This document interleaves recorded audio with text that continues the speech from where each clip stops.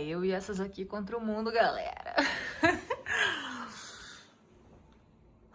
Vocês estão prontos? Eu passei uma vida me preparando pra isso. Bora! Fora a missão de fazer um voo de mais de 24 horas, pensar que eu tava indo pro Japão já era completamente emocionante. Eu guardei um pouquinho de segredo quando eu finalmente consegui fazer essa viagem acontecer, que surgiu como uma oportunidade do absoluto nada, não foi muito programada. E quando eu liguei pra minha mãe pra contar que eu tava indo pro Japão, ela começou a chorar, eu comecei a chorar e, enfim, eram muitas emoções. Afinal, eu queria isso há muito, muito tempo. Nem tinha chegado no Japão ainda e eu já tava completamente emocionada de ter conseguido completar essa missão de chegar até lá. Nesse momento eu tava chegando no aeroporto de Tóquio e a partir daí eu ia ter uma semana pra ficar no Japão. Era bem pouco tempo, mas o suficiente pra viver essa experiência da maneira mais intensa possível. Bom, já cheguei, fui sacar dinheiro pra ter um dinheirinho físico de segurança e a primeira experiência foi pegar o metrô. Eu não estava sozinha, estava inclusive com pessoas que já tinham ido pro Japão algumas vezes, então isso me deixou mais relaxado porque eu podia deixar algumas coisas na mão deles, como o caminho, para onde a gente estava indo, como fazia, então eu pude relaxar um pouco mais e nesse primeiro momento só ficar observando as coisas. Inclusive vocês viram que tinha um cemitério ali no meio da rua? Fica no meio assim do bairro. Bom, e tudo é completamente diferente, né? Então eu tava reparando em cada milímetro da cidade aí. Bom, e a nossa primeira missão foi numa loja de discos, onde os meninos queriam ver algumas coisas. Eu tava bem cansada da viagem, ainda tava tentando me manter de pé, mas tava tentando acompanhar um rolê ali e a gente parou também pra comer. Nossa primeira refeiçãozinha foi um curry. E, bom, a experiência de ir também no banheiro é realmente algo incrível. E era isso, tudo que eu via ou fazia era completamente novo, então eu tava tentando estar atenta, sendo que eu também tava completamente ainda zonza, mas aí quando a gente chegou em Shibuya, eu tive um pico de adrenalina, onde simplesmente eu me toquei que, caralho, eu tô no meio do Japão, e, enfim, eu consegui ter um pouquinho mais de energia ali, que me veio na hora, pra também aguentar, porque eu literalmente tava caindo de sono. Ainda bem que já era de noite quando a gente chegou lá, então a gente já foi direto pra casinha e, enfim, descansei. No dia seguinte eu acordei que nem criança, imaginando se eu tinha sonhado aquilo ou se de fato tinha acontecido. E quando eu realmente me dei conta de que eu tava de fato no Japão, foi de novo como se eu tivesse chegado lá pela primeira vez. Tava um pouco frio, então eu vesti aquela roupa ali que é uma segunda pele pra aguentar um pouquinho, porque não tava super frio, mas tinha um vento meio chato assim na rua que atravessava a roupa, então só aquela camadinha ali, né, de calça e uma segunda pele de cima já aguentou super bem. Bom, tudo era muito fofinho, esses carros, inclusive, é uma das coisas que eu mais queria que tivesse aqui no Brasil, porque eles são bem pequenininhos, mas bem funcionais. A gente parou pra tomar um café e o plano era conhecer um pouquinho da cidade ao redor. E a gente começou pelo Santuário Meiji, e essa foi a primeira vez que eu passei por um torii. E pra mim foi um momento que eu realmente tentei me conectar um pouco mais com o shintoísmo, o budismo, afinal nos templos tem vários rituais que você faz assim que entra. E é bem importante que você observe as pessoas, simplesmente como elas se comportam e como elas fazem tudo isso, embora sempre tenham as plaquinhas com ilustrações para você seguir o passo a passo. Eu não sigo nenhum estilo de vida ou religião específico, mas toda vez que eu tenho acesso a um espaço de contemplação em que você pode pensar um pouco mais profundamente na vida e na maneira como algumas figuras, sim, religiosas ou místicas, interferem na vida e no pensamento das pessoas, eu gosto. Eu faço isso constantemente enquanto eu tô só andando e eu sempre me emociono de uma maneira muito forte quando eu paro pra pensar que a gente tá vivo e se encontrando nesse espaço-tempo, assim, sabe? É realmente muito especial. Então, quando tem um espaço que é dedicado a isso, perfeito. Mas aí, indo pra uma parte nem tão espiritualizada e bastante comercial, a gente tava em Harajuku também, que sempre foi um sonho pra mim conhecer e... Bom, desde que eu era adolescente eu via muita cultura japonesa. E aí a gente foi ver o que tinha aberto, porque era bem cedo, então não tinha quase nada. Mas tinha essas lojinhas de gachapon, onde eu consegui pegar esse mini Uno, que eu carrego até hoje comigo na minha bolsa, e é muito massa de jogar. E o mais legal é que esse Uno minimalista foi criado por um cearense. E vou deixar a matéria aqui pra vocês verem. Pegamos um onigiri e aí a gente foi andando. O Juninho já tinha estado no Japão algumas vezes, então a gente tava indo para alguns lugares que ele conhecia, que ele achava que era legal de passar. E, bom, pra mim, toda e qualquer coisa que eu visse era absolutamente fascinante. A gente decidiu ir pra Disc Union, que é uma loja de discos que ficava ali por perto. E essa loja tem várias unidades pelo Japão inteiro. E o Japão é o país que mais tem mídia física do mundo. Então, discos, CDs, etc. Tipo, assim, eles colecionam, guardam muito bem. Aí a gente foi comer nesse izakaya, que foi um dos meus lugares preferidos de toda a viagem. Era tudo muito bom. Depois ele tava já num centro comercial onde em cima tinha coisas Pokémon, One Piece, Godzilla, etc. Então, assim, fiquei só dando uma olhada, me segurando muito porque eu não tava comprando absolutamente nada. Só de rolê. E uma coisa que eu tava, na verdade, fazendo era pegando esses carimbos que tinham em algumas lojas e também nas estações de trem e botando num caderninho que eu tava colecionando. Aí a gente tava a caminho de uma loja de disco mais específico, do meio do hardcore, que é a Nerds. E, bom, já chegando nesse prédio, já tinham outras 1000 lojas de disco. Chegamos finalmente nela. Tinha essa camiseta do Tecto Fight que eu segurei muito pra não pegar, mas peguei outras duas. Enfim, cara, honestamente, tudo que tinha pela rua era muito legal de ficar reparando nos detalhes, de como funcionava, do porquê tava ali, porquê que tinham tantas vending machines de água, que depois eu fui descobrir que é por conta do verão ultra intenso que existe no Japão. Mas tudo você fica reparando e observando os detalhes, o design. E uma coisa que tem pela cidade são muitos pachinko, lugares de aposta e que também acabam sendo de jogos, enfim. Daí a gente entrou nesse lugar que tinha essa parte de apostas, que nem um cassino, mas também tinha o jogo do Mario Kart, esse joguinho que era bem massa, que é tipo um... nem sei como que fala, mas era de ficar jogando um pro outro, e era meio manual, assim, então era bem difícil de fazer. E logo depois a gente já foi encontrar o pessoal de noite no lugar onde a gente ia comer. E pensando, tipo assim, cara, isso aqui era uma coisa que eu via, tipo assim, no meu celular, e agora eu tô aqui, sabe? É do outro lado do mundo. O barulho na rua é muito diferente, tipo, não é um barulho como a gente tá acostumado, principalmente no Brasil. As pessoas não fazem em si muito barulho. É mais um barulho de, bom, musiquinhas, com certeza. E mesmo os carros, eles são super silenciosos, então não tem muito barulho assim de trânsito. É um barulho de multidão, mas ele é um barulho meio silencioso. Eu não sei muito bem explicar, mas é muito interessante. Eu fiquei muito impactado com isso. Eu já tinha ouvido algumas pessoas falarem a mesma coisa. Aí a gente foi pra Shinjuku, onde a gente ia encontrar uns amigos pra comer.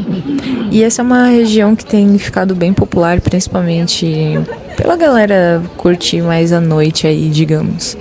Mas enfim. É também onde tem o hotel do Godzilla, então, pelo que eu soube, tem umas partes do Godzilla dentro do hotel, inclusive. Então vamos lá. E aí era um restaurante onde a gente ia comer gyoza vegana. Todo mundo aí do rolê era vegano, então, basicamente essa foi a nossa alimentação.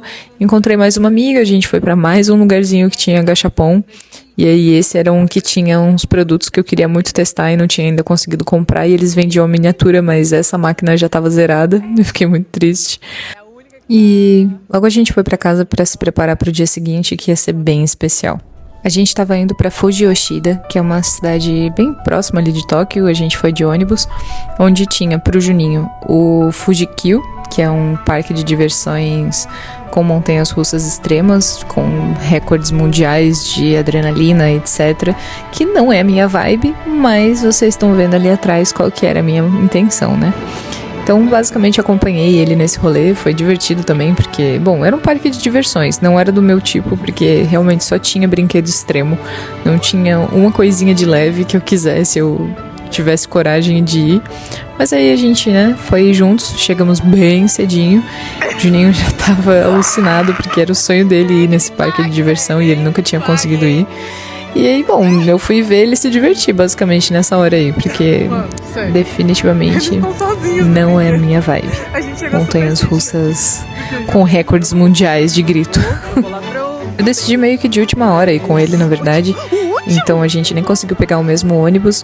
Mas aí dentro a gente, né, tava vendo tudo juntos. Eu fiquei um pouquinho aí pra ver quais eram os brinquedos que ele ia. Esse aí, por exemplo, tipo assim, cara, sem chance de eu nem chegar perto. Olha, não, sério, olha essa queda.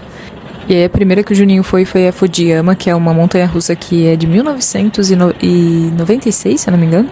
E ela já foi, tipo, a maior montanha-russa do mundo e a mais rápida também. Hoje em dia já passaram ela, mas ela não deixa de ser bem extrema.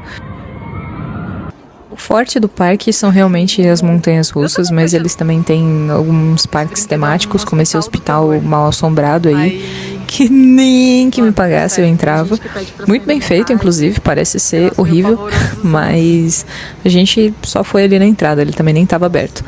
Além disso, eles também têm, bom, essa montanha russa que vai girando o banco enquanto você tá caindo nela. Uma parte do Naruto, que é como se fosse a vila do Naruto. Aí beleza, explorei o parque, mas a minha intenção era ir ver o Monte Fuji de um templo. Então eu fui aí meio perdida, andando, caminhando em direção a ele. Mas... então, né, como eu tava dizendo, eu tô meio perdida pra ir ver o Monte Fuji. Aí assim, pô, vista mó linda aqui, tá ligado? O Monte Fuji. Assim, eu já tinha visto ele, então de boa, tá ligado? O caminho tá massa, e é isso que vale. Mas assim, rapaziada, tô indo pra um lugar pra ter uma vista dele, né? Se bem que lá também é um templo, tá tudo certo. Ai, ai.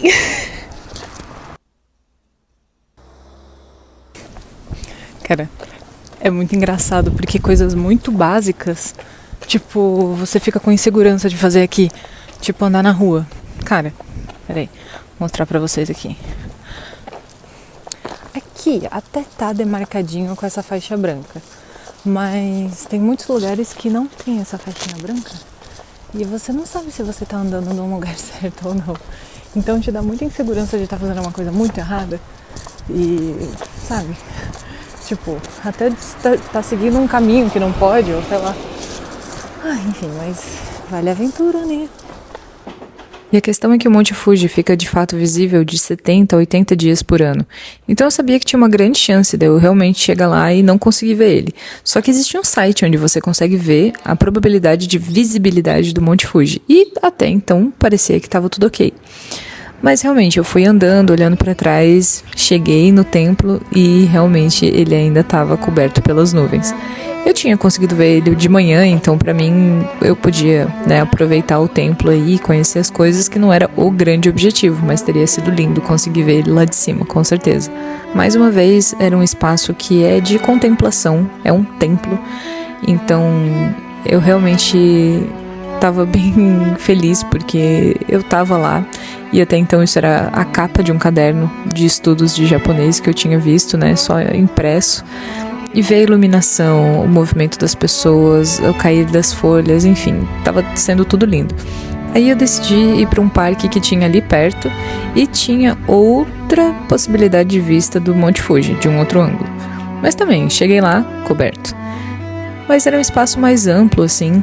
Era como um parque que as pessoas vão, né, para fazer uma caminhada no meio do campo, tem uns jardins ali. E aí eu tive uma ideia, porém... tô aqui de novo perdida, agora em busca de uma bicicleta para alugar, para voltar para o lugar que eu tava. É isso. Viagem de se perder. No final das contas eu não consegui pegar a bicicleta, eu cheguei nelas e não consegui fazer com que o aplicativo funcionasse. Mas eu peguei um ônibus e aí eu passei por um lugar onde estava tendo uma feirinha, desci no ponto e fiquei explorando ali a região. Tinha também pedalinho para fazer, mas eu preferi só ficar observando mesmo o rio de longe, o vento, o que as pessoas estavam fazendo ali juntas, só pensando em alguns cenários possíveis, assim, de que eu também queria que a minha mãe pudesse ver esse cenário, de que meus amigos estivessem ali comigo. Então, assim, eu tenho os meus jeitos de sempre estar acompanhada, mas... estar sozinha também é bom, é importante. E bom, como eu tenho vlog, deixa eu mostrar um negocinho aqui pra vocês.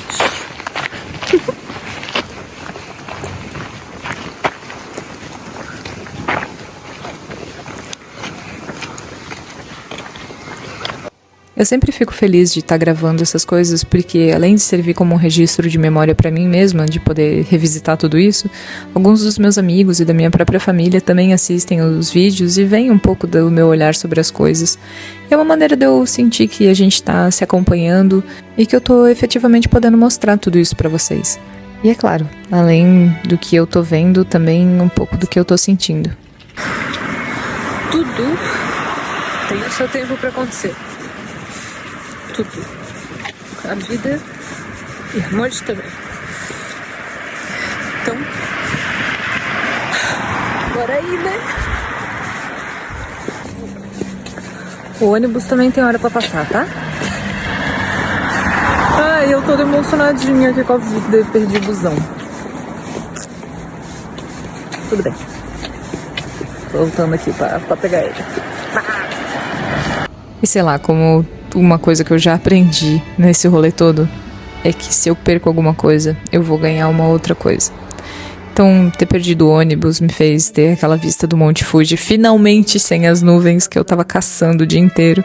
Minha mão tava super seca, tava super frio, então é uma dica aí ter um hidratantezinho à mão, no bolso, né, no caso. Mas enfim, então já era um pouquinho tarde, eu precisava voltar lá pro parque para encontrar o Juninho e a gente pegar o ônibus de volta para Tóquio. Então peguei aí o ônibus, tava super lotado inclusive. E, bom, quando você vai pro Japão, uma das primeiras coisas que você tem que fazer é o seu Suica, que ele te permite pagar ônibus, mercadinhos, né, conveniências, enfim. Então, é uma coisa que é meio básica. Qualquer coisa que você vai ver sobre ir ao Japão vai te falar para fazer um Suica. Bom, encontrei o Juninho, aí a gente foi juntos pra estação e voltamos pra Tóquio, onde a gente daí voltou logo pra casa pra jantar por lá mesmo. E aí vou mostrar a casinha que eu tava ficando pra vocês. Esse era nosso quarto, a caminha, né, que a gente tava. Não era um quarto tradicional com futon, era como uma cama normalzinha mesmo. Essa era a vista da varanda, onde a gente também estendia a roupa. E aí, como a gente tava numa casa, tinham 3 quartos. Esse era o nosso. Junto da gente também tava a irmã de um dos meninos que tava nesse quarto com a porta marrom. Esse era um banheirinho, né, pra parte de cima da casa, pra gente usar. E uma coisa que é muito interessante, essas paredes, elas são super finas e leves. Elas são feitas de um material que eu ainda não sei qual é, mas é muito, muito, muito fininha. E, enfim, mas a gente definitivamente não escutava e tentava não fazer nenhum barulho. Aí, enfim, tinha essa cozinha, mais um quarto aí do lado, né? Além de um banheirinho embaixo da escada e mais esse que era o lugar de banho, né? Na banheira, você vai tomando ali. Quem já viu o anime sabe como faz. Enfim. E aí, nesse dia, a gente decidiu fazer um tour de templos. Então, a gente começou pela região de Asakusa, onde tinha o Kaminarimon Gate, que simplesmente é esse portão gigante que dá acesso ao templo Sensoji. Mas até você chegar no templo, você passa por uma ruazinha comercial que tem várias lojinhas, que vocês vão ver agora. É muito, muito lotado. A gente tava num dia de semana, mas acho que definitivamente não tem época, não tem dia que as coisas estejam tranquilas no Japão. Então assim, a gente, né, chegou no templo. Ele é um templo bem mais turístico, então tava bem mais cheio, assim, de gente. E definitivamente é um lugar lindíssimo, né? Tem vários espaços pra você conhecer. Ó, isso aqui é muito doido. Um carro fica embaixo e aí essa elevação aqui serve pra colocar um em cima, em lugar pequeno. Aí a gente foi andando até o Yamado Jinja, que é outro templo, que é conhecido como o Templo dos Gatos da Sorte. E aí depois a gente foi andando sem uma rota exata, mas sabendo a direção de onde a gente queria chegar. Mas só passeando, entrando em lojinhas aleatórias e vendo um pouco de como aquele ambiente atravessava a gente. Só conversando e pensando um pouco em comparações da vida. E assim que a gente chegou no parque, a gente encontrou a Resinagem, que faz esses bonecos de resina, e tava tirando umas fotos por lá, ia participar de uma feira. E tava rolando também uma feirinha de brechó no parque que a gente foi, onde eu comprei alguns carimbos e nada mais. Tinham muitas coisas que eu queria ter levado, mas eu não tava na intenção de levar muitas coisas, então a gente tava mais só observando e tentando guardar com a gente as experiências mesmo. A gente tava num momento meio delicado, assim, das nossas vidas. E foi bem importante ter esse tempo juntos num lugar que foi sempre um plano muito grande e especial pra gente. Como o Juninho já tinha ido pro Japão, ele já tinha alguns lugares preferidos, como esse restaurante que a gente voltou pra ir. E mesmo quando você volta pra um lugar que você já foi, ele não é o mesmo se você tiver acompanhado ou num outro momento de vida. O seu olhar para as coisas vai ser diferente, a maneira como você sente tudo é completamente nova. Então a gente foi caminhando e conversando sobre o que a gente podia compartilhar ali. E nesse momento a gente estava indo pro último templo da lista e correndo porque ele logo ia fechar. E foi definitivamente um dos lugares mais especiais que eu visitei lá. Era um templo que ficava no meio dos prédios, numa área comercial muito megalomaníaca, não sei nem como falar. Mas enfim, tava ali o templo no meio de tudo isso. A gente passou por mais um tori, uma sequência de toris. E foi um espaço que eu mentalizei algumas coisas assim pra minha vida. Saindo ali, a gente já tava logo perto de algumas lojas, alguns lugares que a gente queria ir. E aí cada um acabou indo pra um lugar diferente. Eu fui pra um prédio com mais de 11 andares e passei muito tempo na área de farmácia. Isso aqui são pulseiras repelentes que você coloca no pulso, tornozelo, na bolsa. E aí, em teoria, espanta os pernilongos. O que eu tô levando é essa aguinha aqui, que em teoria resfria menos 10 graus. Que é só de coisa pra relaxar os pés. E aí vocês podem ver aqui, tipo, várias coisinhas, gracinha, fofinha. Mas esse aqui foi o que eu mais me identifiquei. Pet trabalhador. Depois a gente foi caminhando até um restaurante que prometia ser um restaurante cyberpunk vegan. E aí entrando lá, realmente foi uma experiência bastante diferenciada. Bom, a começar que realmente o restaurante tinha uma estética bem cyberpunk, esse era o banheiro. E lá fora tinham alguns DJs. De repente um deles inclusive começou a tocar um funk brasileiro com um remix techno, sei lá. Você podia fumar dentro do restaurante, assim como muitos no Japão, só que eles têm um exaustor tão bom dentro que simplesmente não vem cheiro de cigarro nenhum. A comida tava ótima, mas a gente logo voltou pra casa porque amanhã já era um novo dia e mais caminhadas e mais pé doendo. Eu tinha dormido com o adesivo de descanso de pé, mas não fez grande diferença pra mim não. Pra esse dia a gente tinha combinado voltar em alguns lugares que a gente não tinha conseguido ver direito ou aproveitado, que a gente queria ter explorado melhor. Então a gente foi tentando dar esse passeio, aí tava todo mundo junto. E esse era o Palácio Imperial, onde você tem que chegar bem cedo para conseguir fazer o tour gratuito, mas que tem um número limite de participantes e a gente não conseguiu ir. Mas tudo bem, só a vista de fora já estava incrível, o jardim é belíssimo. A gente tá numa unidade da Lawson que é especificamente natural, que tem bastante coisa de opção vegan e tal. Aí acabei de comprar várias coisinhas. E aqui você pode esquentar a comida que você comprar aqui.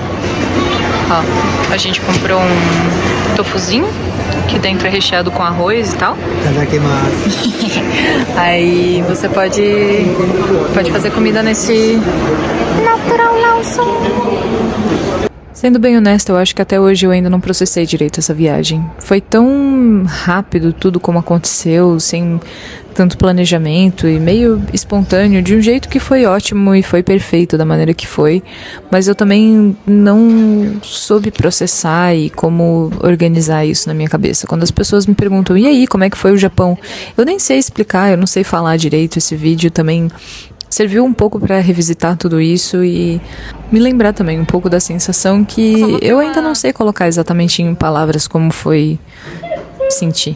Esse barulho meio de cuco no metrô é uma sinalização sonora para deficientes visuais e que indica o sentido do metrô, leste-oeste ou norte-sul. Eu não sei exatamente qual é qual, mas é isso. Essa é uma loja que tem tipo uns 8 andares, se chama Loft. E aqui nesse primeiro é só papelaria, depois é só coisas de casa, coisas pra viajante. Tipo, peguei uns negocinhos de presente pra minhas amigas, mas eu tô montando um kit pra elas, né? Então é tipo assim, muita coisa. Esse Uber tinha um controle de temperatura de assento e eu literalmente queimei minha bunda porque eu não sabia disso e tava muito quente do meu lado. E aí esse foi um dia que a gente decidiu ir pra uma região um pouco mais comercial, onde ia ter um centro que possivelmente tinha uma lente para minha câmera que eu tava procurando. No meio do caminho peguei mais um carimbinho de trem de uma das estações. Eu acabei carimbando muito pouco, porque é meio difícil também de achar onde estão esses carimbos nas estações, mas tudo bem, vou levar para minha próxima ida para juntar na coleção. Aí no meio do caminho a gente foi para Casas Bahia deles, onde é basicamente um prédio cheio de coisa, de tecnologia, de todas as seções possíveis e imagináveis que você conseguir pensar na sua cabeça. Eu consegui achar a minha lentezinha, consegui um desconto ali do tax free, e essa pausa aí tira um print para tentar entender como é que faz. Mas enfim, aí a gente foi tomar um café da manhã também na rua e a gente viu um lugar no mapa que estava perto, fomos caminhando. E o lugar era basicamente uma padaria vegana, que tinha coisas incríveis. Inclusive esse muffin, que foi maravilhoso. Tinha um cream cheese dentro, não entendi nada, mas tudo bem. Aí depois disso a gente foi buscar mais discos, porque sim, essa era parte da missão do HUD Japão. Fomos andando mais um pouquinho, pegamos metrô, e aí eu tava pra me despedir do pessoal, porque cada um ia seguir pra sua missão individual. Então aí eu já tava sozinha no metrô, peguei ele em direção a Koenji, que é um bairro que é bem conhecido pelos brechós. Eu já tinha visto bastante coisa na internet, estava me sentindo pronta para garimpar. Aí uma coisa bem legal, eu fui num provador, e esse foi o meu primeiro, né? Então assim, eu botava esse saquinho na cabeça para passar ali pela roupa, e a função disso era não transferir maquiagem para as peças. Então eu achei bem diferente. Além disso, você não podia entrar com os seus sapatos no provador.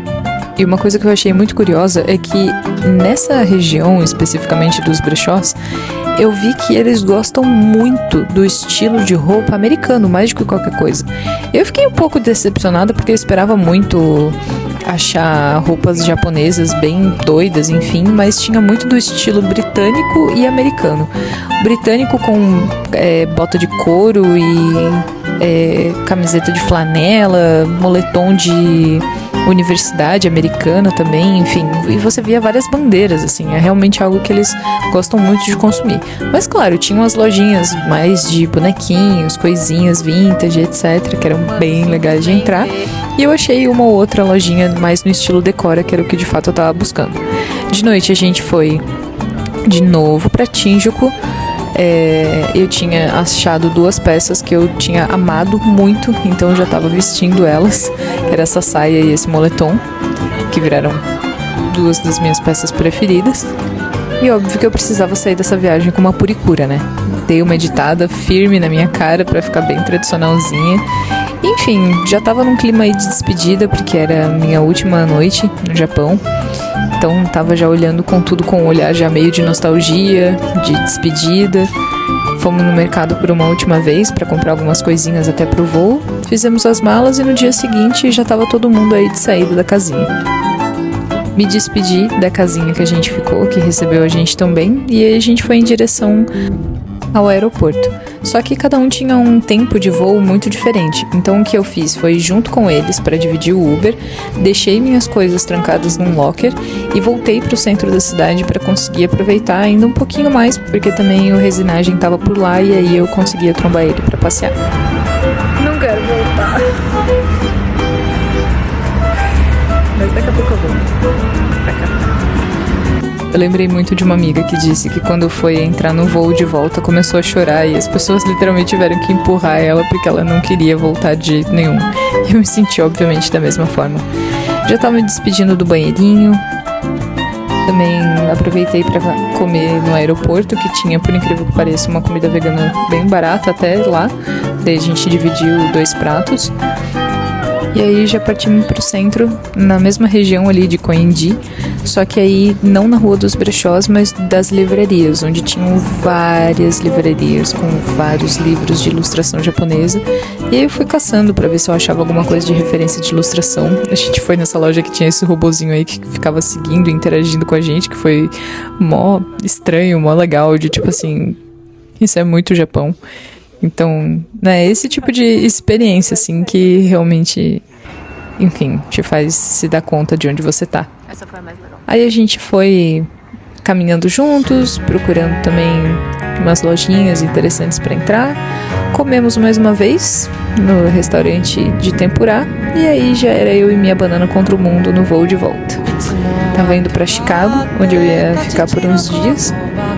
E seguir aí essa aventura que fez parte da viagem.